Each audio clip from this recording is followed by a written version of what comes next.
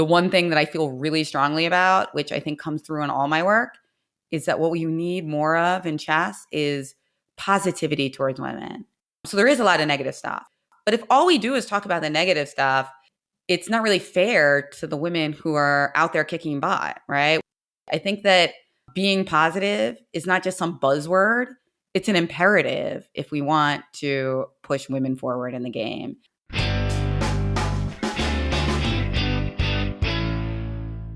Hey everyone, and welcome to the second episode of our special FIDE Podcast of the Year of Women in Chess. Over the course of the next year, I will take you on a journey to meet some incredible and inspiring women in the world of chess. The podcast will be broadcasted monthly and is a collaboration between the FIDE Women's Commission, the German chess podcast Schachgeflüster, and the Chess Sports Association. Today, we have a very exciting guest to introduce to you. Our guest is a two-time United States Women's Champion. She's also known for her work with US chess, and in particular for empowering females in chess. She's a commentator and writer, and her new book, Chess Queens, will be published next month. Besides being a talented chess player, she's also a successful poker player, and many of you will know her from running her own podcasts, The Poker Grid and Ladies' Night. Today, she decided to change sides and will be a guest for once rather than the interviewer. We're super pleased and honored to welcome today's episode Women Grandmaster Jennifer Shahade. Welcome, Jennifer. Hey, thank you so much. This is really exciting. So Jennifer, to start off, because you're such a multifaceted person with chess and poker and arts, before we get any further into this, let me check you're happy with your introduction and I didn't forget anything crucial. Oh, no, it was fantastic. I think you hit on so many of the major points, but it's true. I do have my hands in lots of pots, so sometimes it can be difficult for people to figure out which things to list. You know what? The truth is I have difficulty with that sometimes too. So I can't expect other people to get it right. Okay, I think we're going through quite a few of the things today. So let's get straight into it and introduce you a little bit more to our listeners. So you're from the United States and you come from a real chess family, I'd say. So your dad is an FM, your brother is an IM. How was it growing up in a chess family like that? Well, ultimately it was fantastic because I, like many girls around the age of 13, and not only girls, by the way, people of all genders, a lot of them around the age of adolescence, they kind of go away from chess because their parents taught them that, and then they want to do whatever is the most cool, right? So I was kind of going down that path of moving to other fields, acting, writing. And because I have a chess family, when I dipped my toe back in the water, they were able to like welcome me back in, shepherd me back in. So I feel very lucky. That said, my brother and my dad, I feel like they have like different minds than me, a little bit faster. I feel like I'm a little bit of like a slower thinker. I will get there eventually. And I often feel that the speed of my thoughts lends itself to a lot of creativity because I'm always looking for like different possibilities, but I'm not like super sharp. So it's not like I started learning chess and I immediately was like seeing Maiden 2 and Maiden 3. It took me a little bit longer, I think. And I always tell girls and children and grownups as well that it's not about the speed at which you get things. It's just about getting there. I mean, like, it's always great to hear these things. It's always a bit intimidating to hear them from someone that has like a title and stuff because it seems a bit humble, I guess. But yeah, I guess it's still motivational for people. So as you just said, you kind of like, I guess like there was a time when you said you were like more into arts and stuff like that, but then you really kicked off like your chess playing career, let's say, when you got into your late teens or your early teens, I guess. And I was wondering if there was like a specific event you feel that fueled your love for chess, or is it just something that developed over time or was always there and it comes and goes in waves, I get it? I think there's two events that I would pinpoint, and being that I just being that I just wrote Chess Queens, it's like they're really vivid in my memory because I've been rereading them and I just read the audiobook for Chess Queens. There's two in particular. One was Chicago. I was pretty low rated at the time, probably around 1600. I played in a US Open, and I just remember before I used to be really sad that I was one of the only girls, but now I was at an age, I think I was 14, where it was actually kind of cool. Like I was one of the only girls, but that was neat. And I started to beat people who were like 2,000, 2,100 in Blitz. And I was floored. I couldn't believe that I was finding this talent for the game. And I gained probably a couple hundred rating points in one event. And I had a blast. I think the second part's even more important. I won a lot of rating points and I had so much fun. And suddenly I was like, yes, I'm in. And then adding to that experience, probably about a year later, I had gained a lot of rating points and I was invited to a tournament in Brazil to represent the United States. I got kind of lucky in that I think a lot of the top women were, or top girls rather, were busy during that time period. Maybe it was around the holidays. So I was able to represent the United States. And wow, going to Brazil was such a formative experience because I saw what chess can give you, a vehicle to travel the world, to meet people from different cultures. And I really started to understand in that tournament that chess is not just a game, but it's also an art. I kind of fell in love with the variations. I had a trainer at the time, Victor Frias, an international master. Sadly, he's passed. And he really believed in me and saw my talent for finding creative wins. And the combination there of the experience of hanging out with teenagers from all over Latin America, like realizing that I better learn Spanish or I wasn't going to get any of the jokes. It was Brazil, but most of the players that I was hanging out with were speaking Spanish. All of that just really changed my life and made me realize that chess was a vehicle for just flow experiences and for traveling the world and meeting really awesome people. Yeah, it's one of the things that chess is not just a game itself for a lot of people, I think, but it's like this whole experience of having like a friend group there, having great experiences, spending time at tournaments, like this whole kind of package of everything together. Oh yeah, and I also did well in the tournament. Like I won, I beat people who are like a lot higher rated than me. So that was also part of it. It was like just that cascade effect of chess going well and life going well, and all of those things happening at once. Very euphoric. Yeah, really cool. Now, besides playing chess yourself, you're also involved in all kind of organizational aspects, and we'll touch up on the book you mentioned already a bit later in the podcast today. But I want to talk quickly about your work in empowering women in chess, because one of the roles you have is in with the US Chess, and there you're the women's program director. And I just wondered what exactly this role entails. Oh, well, a lot. So I am promoting women and girls in chess. I'm organizing events. I'm fundraising. So I'm trying to get money so that we can give grants to people who are doing projects around the country to support women and girls events. The St. Louis Chess Club has been a great partner of ours. And so we are able to give out grants to dozens of nonprofits around the country who have their own tournaments and workshops for girls. So that's our model. And then internally, we also have major national events where we'll have girls' clubs, and me and other grandmasters will come to talk to the girls about strategies, life skills, and also just have fun. The key thing there is the girls' clubs are held at mixed events. So it's a tournament where there might be 1,000 players, right? These big national scholastics in the United States can sometimes attract thousands of players, but maybe 20% of them are girls. So if you're from a town where there's not that many other girls that play chess, let alone your age, this is an opportunity for you to go to the girls' club and meet tons of other girls who are from other schools across the country and maybe in your exact same situation. So I love that. That is like one of my favorite events. And I think that it's worth copying for anyone listening to this because you kind of get the best of both worlds, right? The girls are still playing in the mixed events. So they're still, combating with people of all genders, but then they also get to make friends with other girls at the same time. This is my favorite. And then we also have a lot of online events. I mean, that, of course, accelerated during the pandemic, but it's very meaningful to me because we've had the opportunity to get the greatest legends of the game to come and speak to our girls, from Judith Polgar to Gary Kasparov. So it's been so great. And then also incredible role models for like all that they do beyond the board.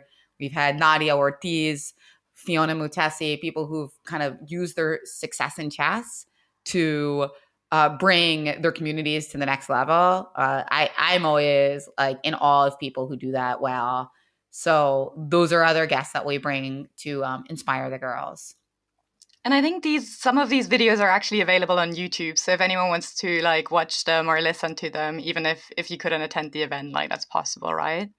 Oh yeah, that's right. They're on the U.S. Chess Federation's channel. So yeah, definitely check some of those out. We've had Carissa Yip, Elizabeth Spiegel, who was the star of Brooklyn Castle. As I mentioned, Judith Polgar, Pia Cramling, another great idol of the game.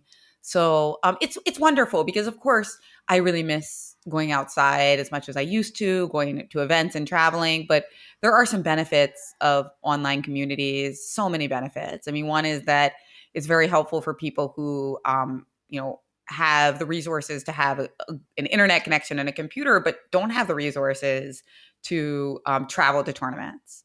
It's very good for people with disabilities. It's also really good for limited budget and getting people who you would never have the time to speak to us, right? So that ability to get Gary Kasparov in Croatia and Judah Polgar in Hungary to talk to our girls is really priceless. And I think, it was always the opportunity to do that, but only with the pandemic did we realize that, yes, let's do this.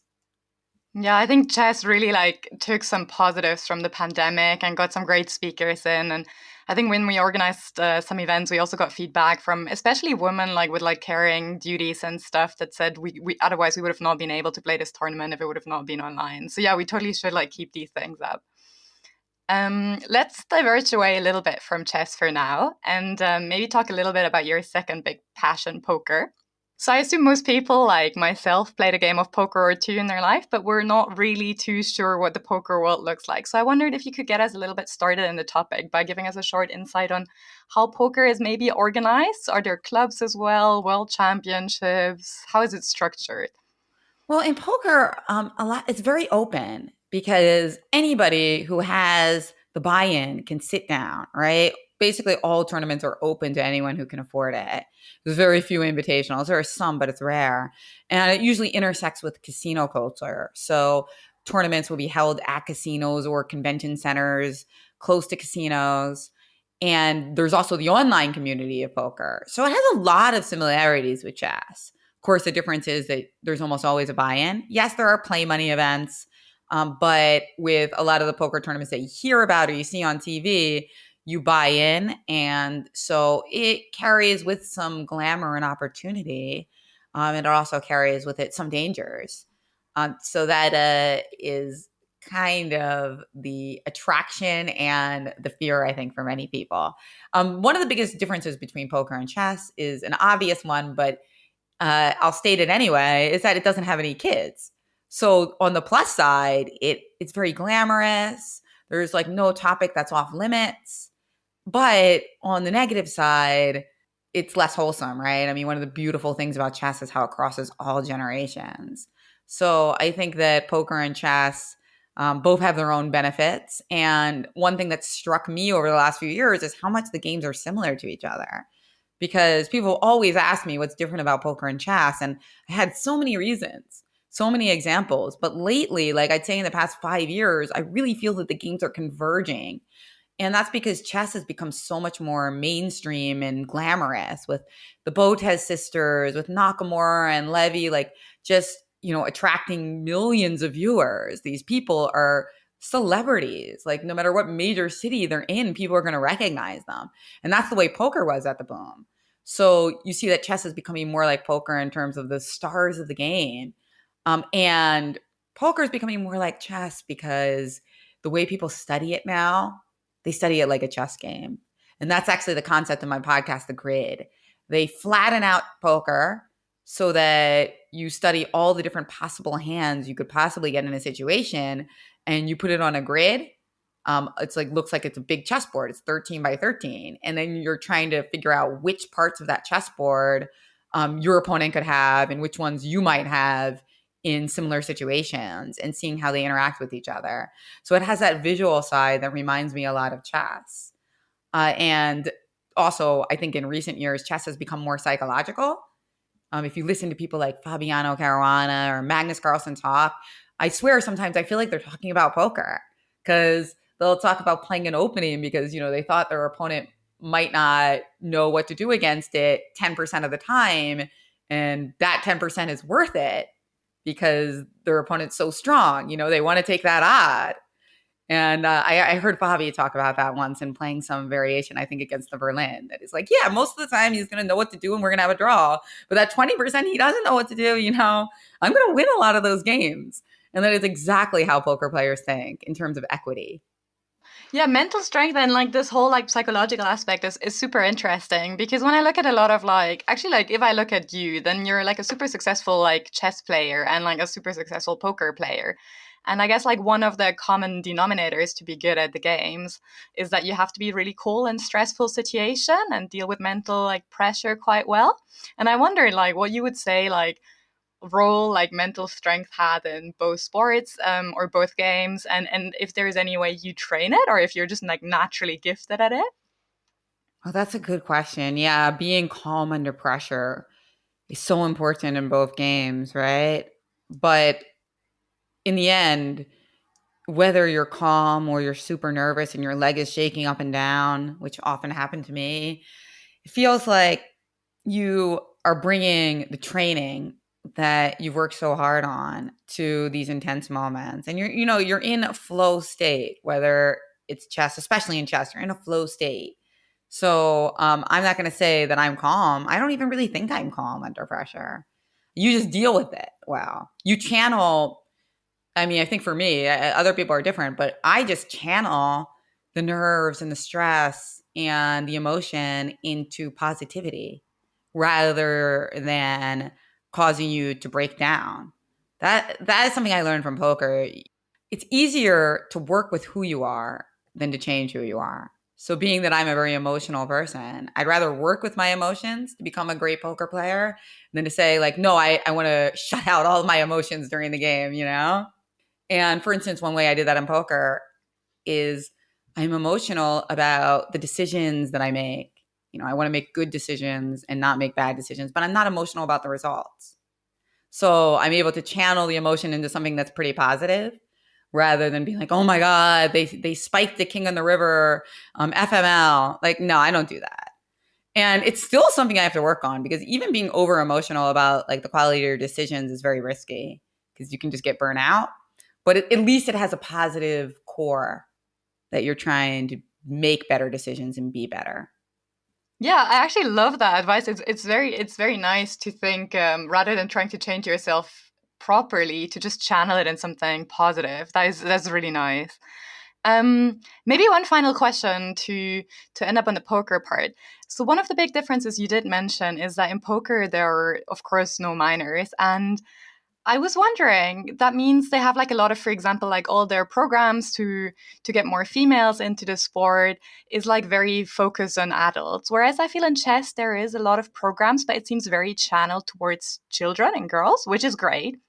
But I was wondering if with your experience, you would say there is some things we could learn from poker because they have so much more experience in working with adult women. Yeah, absolutely. I'm actually on the board of an organization called Poker Power, where we aim to teach 1 million women poker. And we actually do teach girls as well, too. They just play for play money. And I think that you're right. Chess needs to think about how we can make ourselves more appealing to adults because it is so important, I think, to grow the game at all levels. And sometimes we focus just too much on the little ones, which is great because they're our future, right?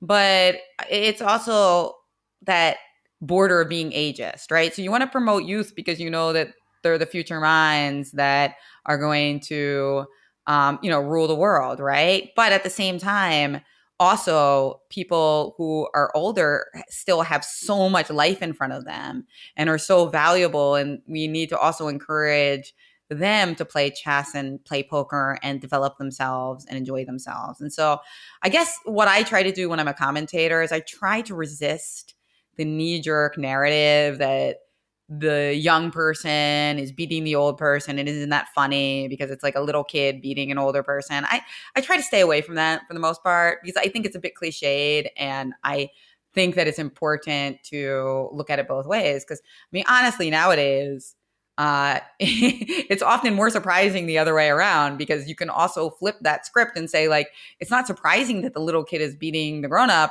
The opposite is surprising because the kid is able to study chess all day and the grown up probably has a job and all sorts of responsibilities. So kudos to them. So I try to be sensitive to that because I've noticed that narrative is a bit overused. Yeah, I think it's great that we have so many programs like supporting kids and teaching kids, and I think that should be one of the focuses for sure.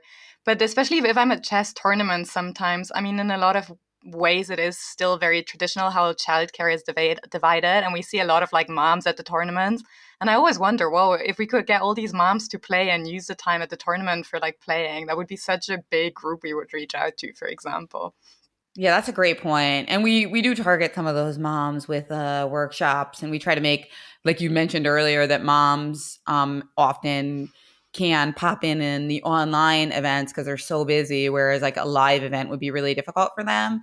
So yeah, I think that is really important. One of the things that makes it difficult is that when you have limited resources, teaching kids and giving resources to kids is always going to reach more person per dollar because it's just there's like a larger critical mass of people who are interested. So when you're reaching out to grown-ups and seniors, which are so important, they have so much to learn from the benefits of chess.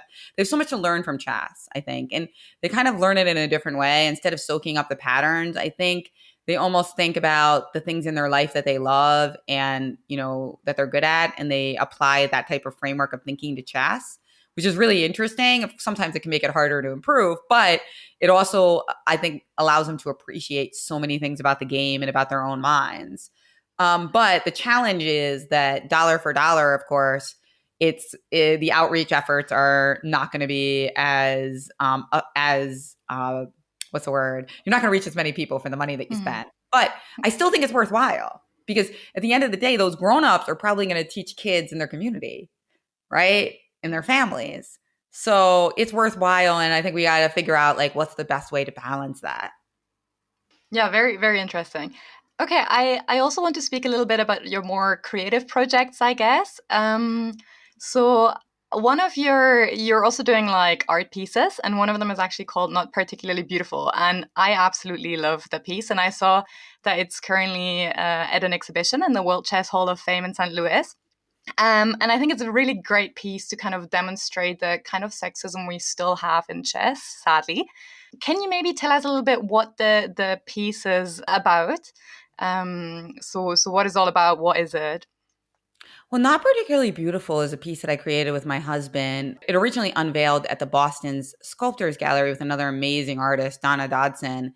And the concept of the piece is that it's a 64 square chessboard, and each square on the board is a mean internet comment that somebody said to a female chess champion or chess commentator. And they are outrageously awful comments to more benign, right? So there's like not particularly beautiful, which is not like the worst thing anybody's ever said to me, but it's also just like so indicative of the way that women's looks in chess are considered primary, right? So who cares? Not particularly beautiful, right? Yeah. Like that's fine, right?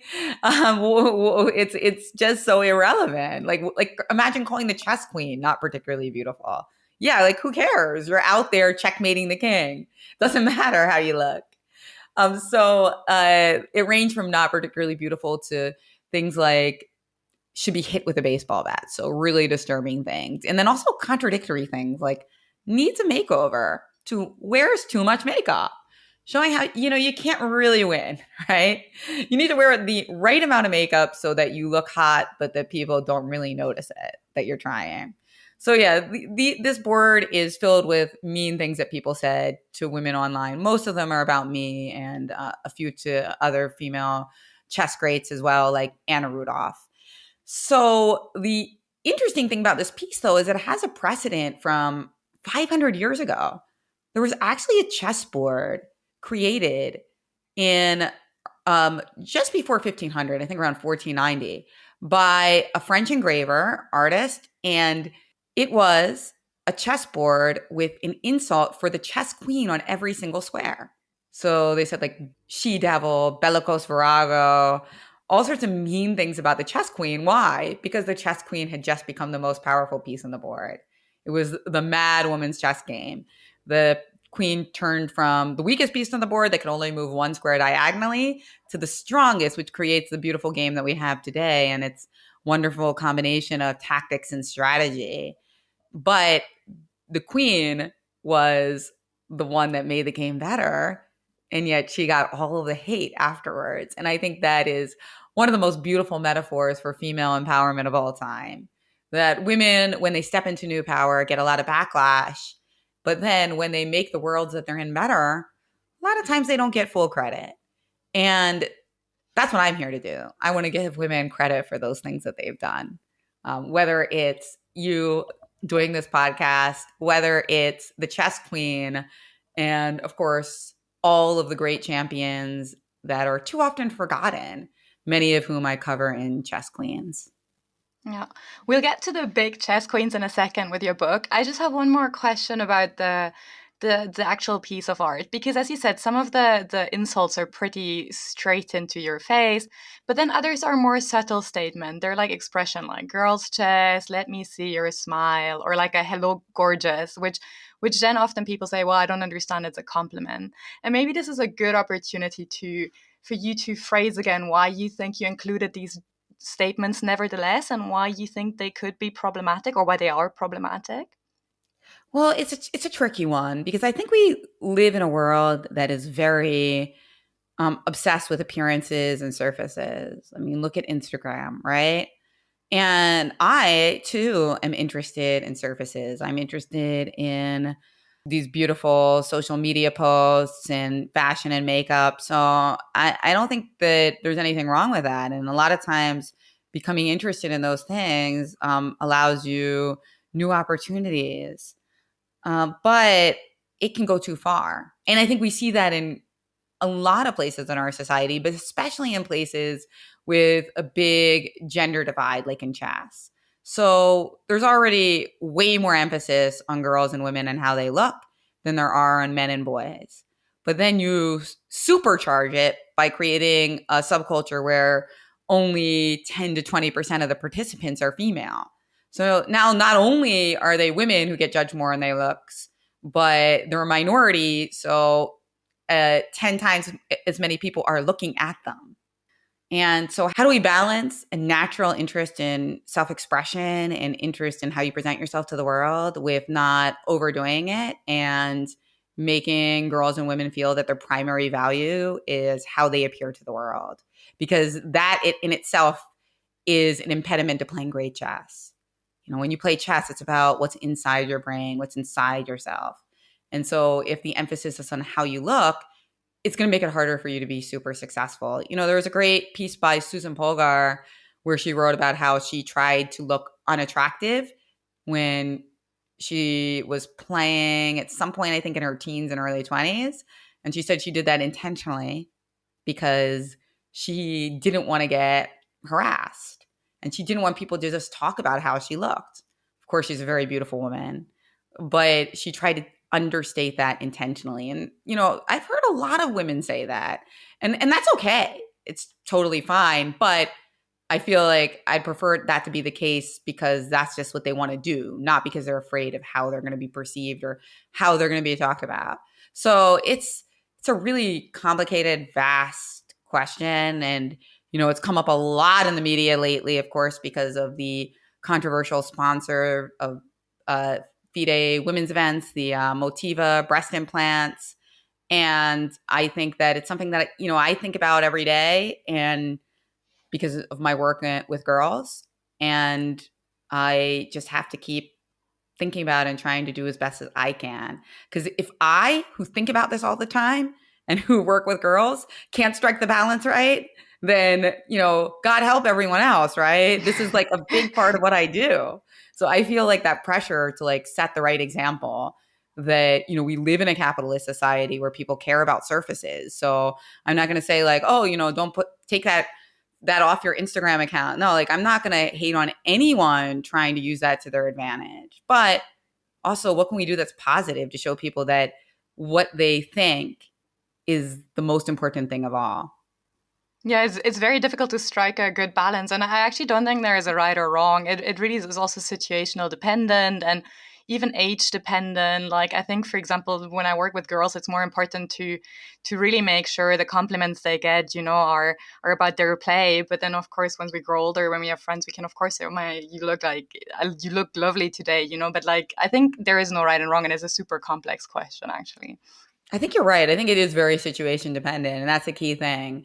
That there's some circumstances where it's just going to make someone's day to tell them that they look awesome because they've been working on their biceps, right? Or that their arms look great. And sometimes it's just totally inappropriate, right? And so being sensitive to that and like what's just best in each situation is a process. Yeah. Okay, then let's move on to your, I guess, like current big project, which is your new book. So you authored a book called Chess Bitch: Women in the Ultimate Intellectual Sport in 2005, I believe. And very excitingly, your new book, Chess Queens, will be out next month. Do you want to give us a short introduction of what the book is going to be all about?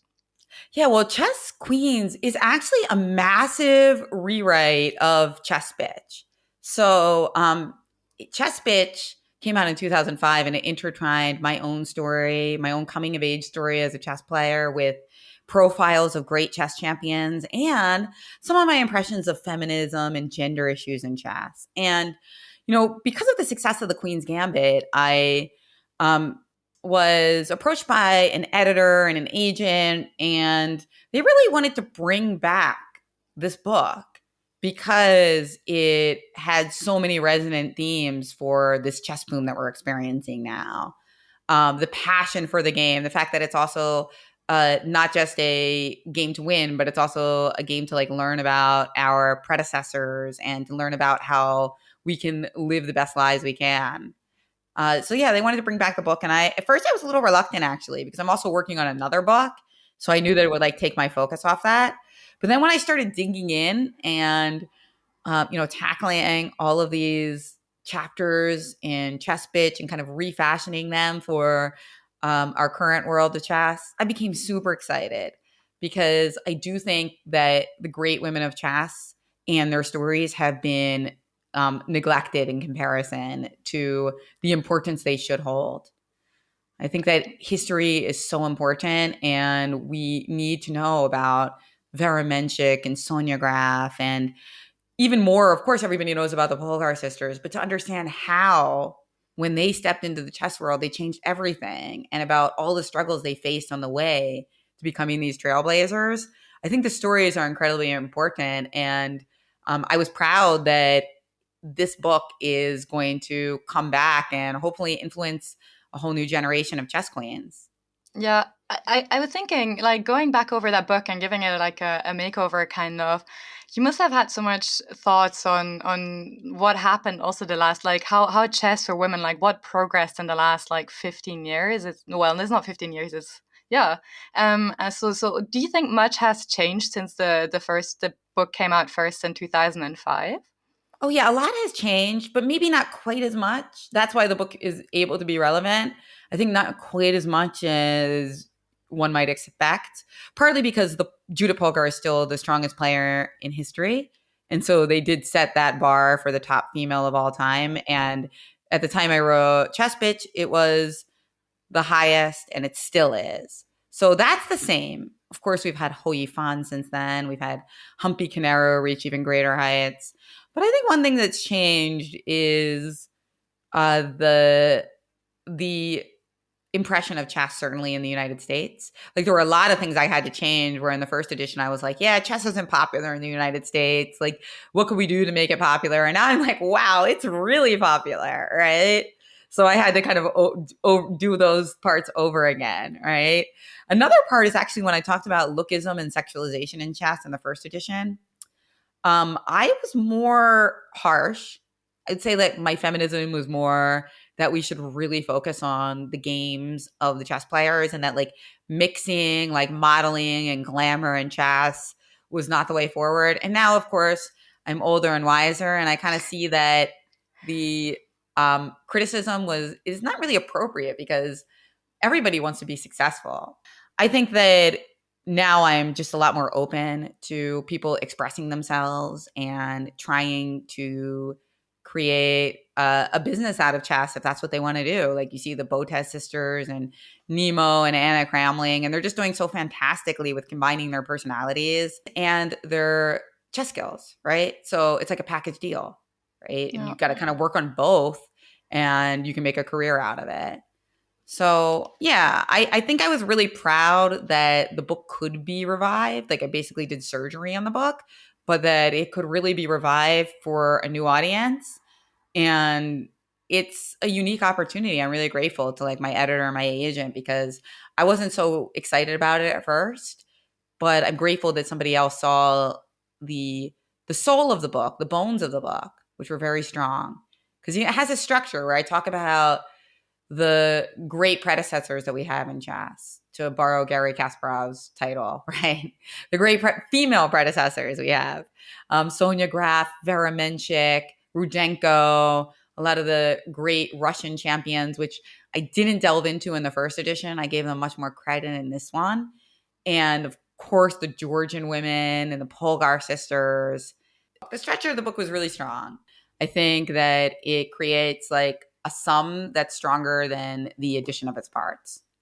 Yeah, and what I very much love about the book, because I had like a sneaky preview, is actually the what you just mentioned. That compared, like when I read the title first, and it was so much calmer. Now it got from like chess bitch to like chess queens. I was like, it seems like Jennifer Shahade might have lost a bit of her heat and her confrontationness, and got a bit more diplomatic. And this is exactly what you said now, because it's great chess players stories, but it's also your story on how it's intertwined with that, and how your views changed a little bit. And it's nice to have the two books side by side and see how things changed since, I think. Oh, you have both books. Okay. Yeah. Yeah. So you're saying, well, yeah. And I think that, I mean, a lot of the controversy and the confrontational stuff is still in there, to be honest. It's just that I really felt very attached to the title Chess Bitch. I really love the title. But Yeah. the negative of it is that it really stopped a lot of girls from reading it because girls don't really buy books, their parents do. And so if the parent's not going to buy the book because of the title, then that's kind of a drag because the book's really good. It's like, Yeah. I feel like Chess Bitch would be a great title if the book wasn't good because the title is good. But it like stops, you need to make up for the fact if the book wasn't good, I need the title like Chess Bitch to get people to buy it. But I think the book can stand on its own. I don't need that. And it turns off some people that I really want to be influenced by these great female players, these chess queens. One question I have about the book, I'm not sure you would be able to answer it, but if you would have to choose one of the chess queens in your book that you would say inspired you the most, who would it be and why? Oh, that's a great question. Probably, well, I'm going to not give the obvious answer, Judith Polgar, because of course she influenced me the most as a player and as a redhead. But because that's too obvious, I'm going to give you another one. Sonia Graf. She is this incredible woman, a bon vivant. She used chess as a vehicle to travel the world and to make friends, to write 2 books. She was also an anti-fascist. Like she was part of the resistance. And she was lucky enough to be in Buenos Aires when World War II broke out. So she escaped, likely slaughter by the Nazis. But I'm a huge fan of hers because she really showed how, it's not just about becoming a great chess player. She was the second female in the world at the time of Vera Menchik, but she always lost to Vera Menchik for the world championship. And this haunted her till her deathbed, by the way. Like Sonia Graf was so upset that she never could beat Vera Menchik in like the dozen world championships that she tried to, or maybe 8.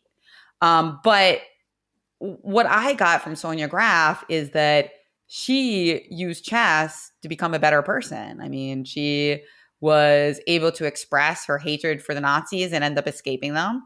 And she also used it to write multiple books and to learn Spanish, to travel to different countries. She talked about chess in such a passionate way, and that definitely influenced me. She talked about like basically the flow experience before we had that word about flow, about chess, like invading every fiber of her being, and she talked about that before that was like a buzzword.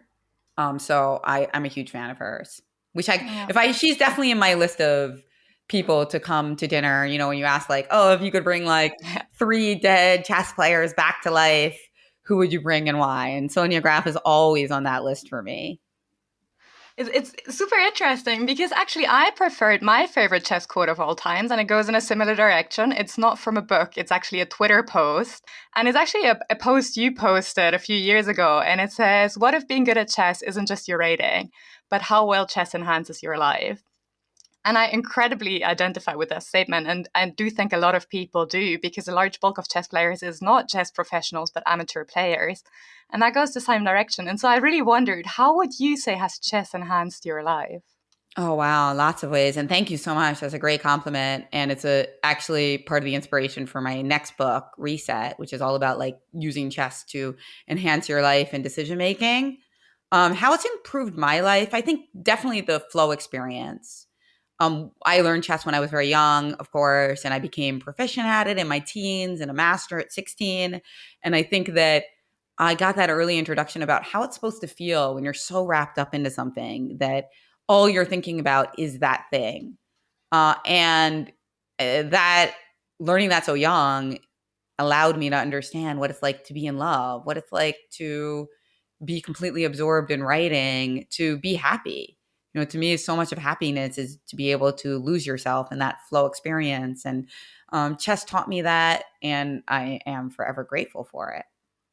That was very nicely said. Yeah, it's just so rich what we can get out of chess. So just really quickly going back to your book. So when will it come out exactly, and where can people purchase it if now they are really interested in it? Well, it's launching in Europe and London specifically on March 3rd. So you can buy a hard copy on March 3rd on any of your favorite bookstores or booksellers. And if you're American and you're listening to this, it will be available in a couple of independent places in March, April, including US Chess Sales, for instance, probably the Q Boutique in St. Louis. And then it'll be widely available in hard copy in June. And it's available for ebook and audiobook everywhere starting on March 3rd. And this is my first audiobook.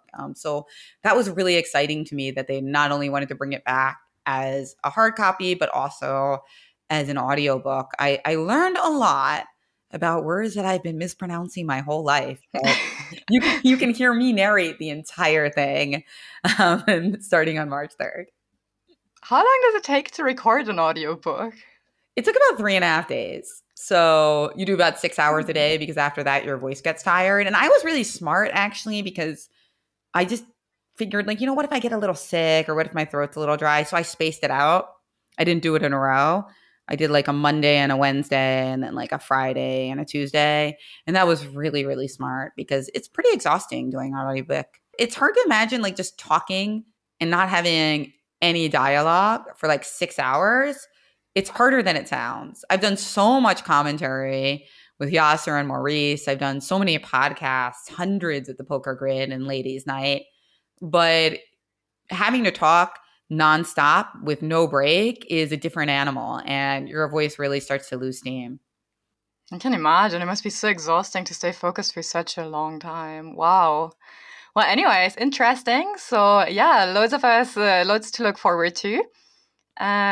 Okay, so we have a few more minutes. I'm gonna would love to discuss some more things that are going on in the chess world at the moment, or that are debated there.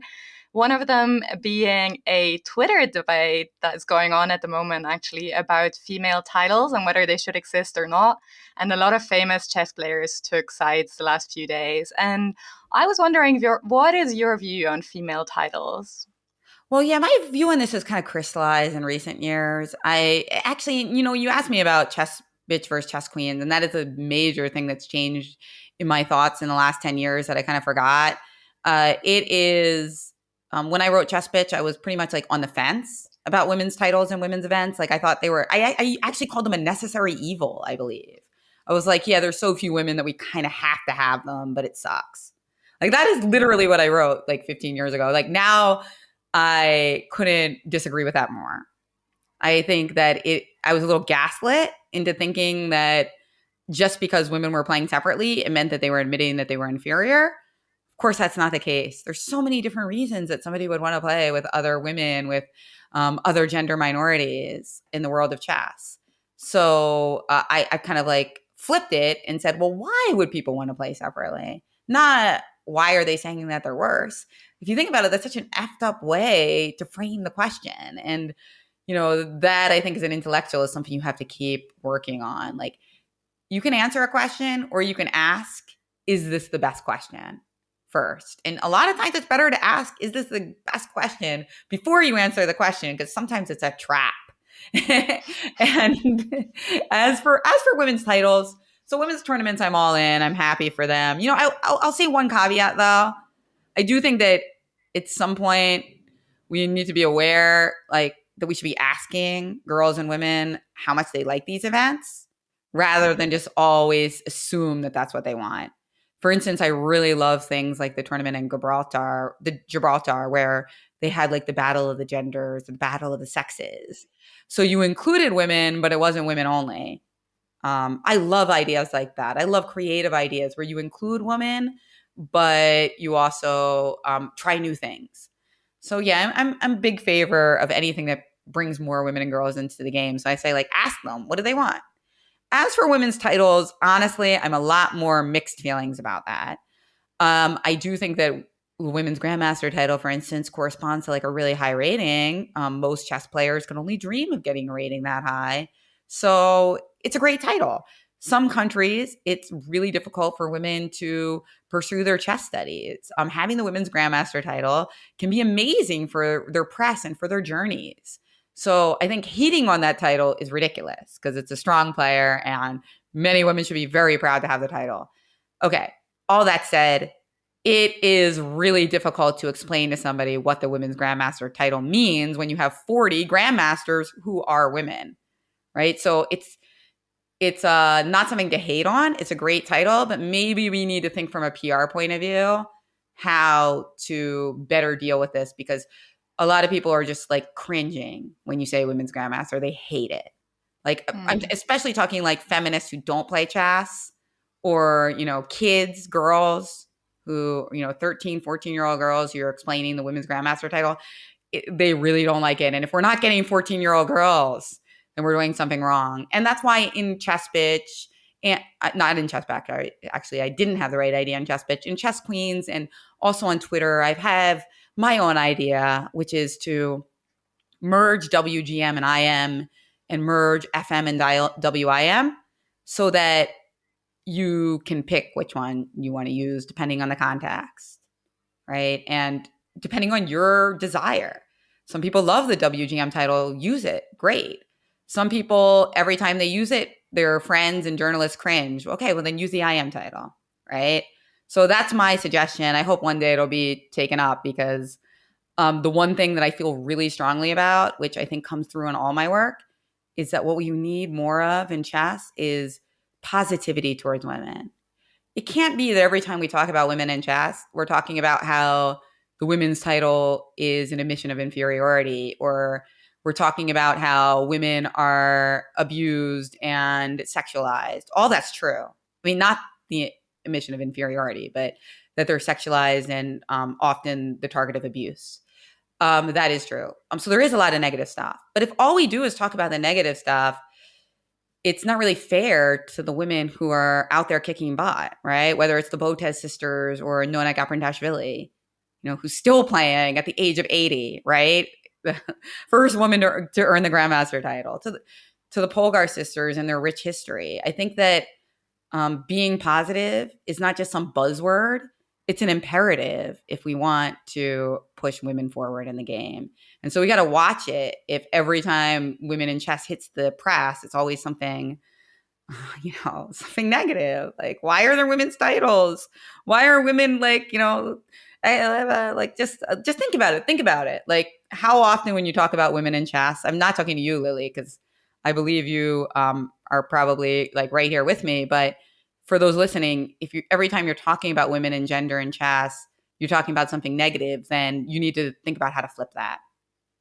And that's why we started a podcast to showcase like positive vibes for women in chess and like amazing women and like what they achieve and how versatile they are, from authors to amazing players to arbiters to all kind of different like roles.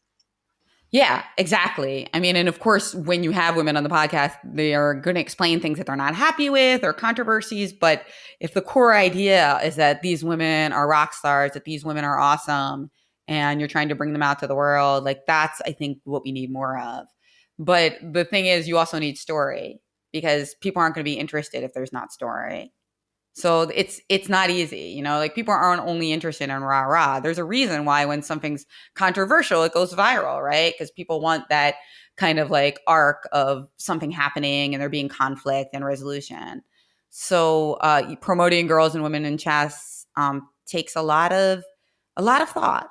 And now, of course, I mean, we have people of all genders. There's a greater number of people who don't identify on the gender binary, right? And so we need to make space for them as well. I feel like the US Chess Federation is quite leading in that. You're very on top of these things.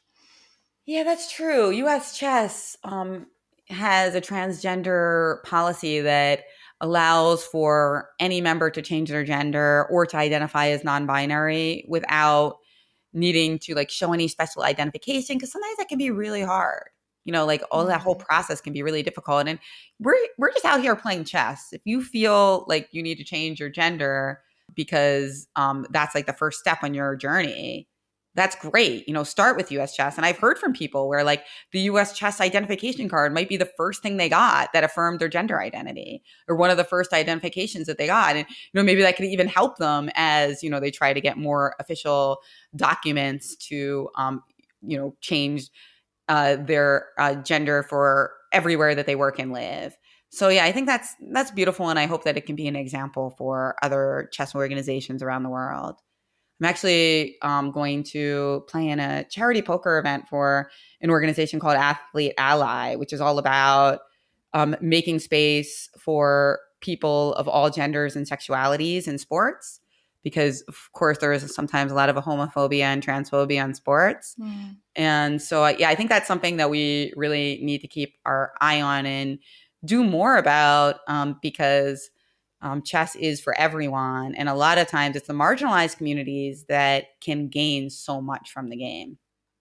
Yeah, I agree. Unfortunately, we're nearly at the end of our podcast already. I have one final question for you, Jennifer. So this year was declared the Year of the Woman in Chess by FIDE, and there will be various events happening over the year. Is there anything specific you would like to see this year, or Yeah. I mean, now it's on top of my head. Two things, because we just talked about them. I'd love to see something about the WGM having like a gender neutral equivalent so that press could understand it better. And then also, I would really love to have some concrete steps to encourage more gender diversity in chess and make sure that there's space for all sexualities, because that's something I think we really needed in all countries, and everybody has to feel comfortable with who they are as they play chess. And finally, in US chess, we have safe play reporting policies so that if somebody is abused in chess, they have a way to report it. I think that's also something I just like love to see more of. I mean, of course, I don't want to see more abuse. I want to see more people realize that if they are abused, there's a place to go and they know where that place is. And in the United States and all over the world. Because, I'm all about chess enhancing people's lives. So are you. So are most of us. But unfortunately, there's that small minority who are using it as a way to target individuals and get people alone. And I think we just need to make sure that we're aware of that and doing the best we can so that everybody can enhance their lives through chess. Yeah, and feel welcome and feel comfortable within the chess society.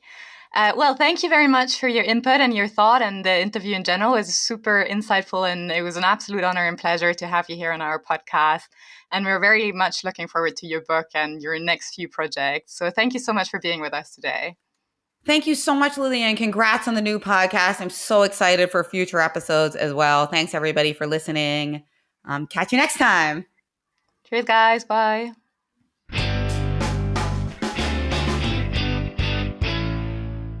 Dear chess friends, this is Michael. I am the regular host of the German Schachgeflüster podcast.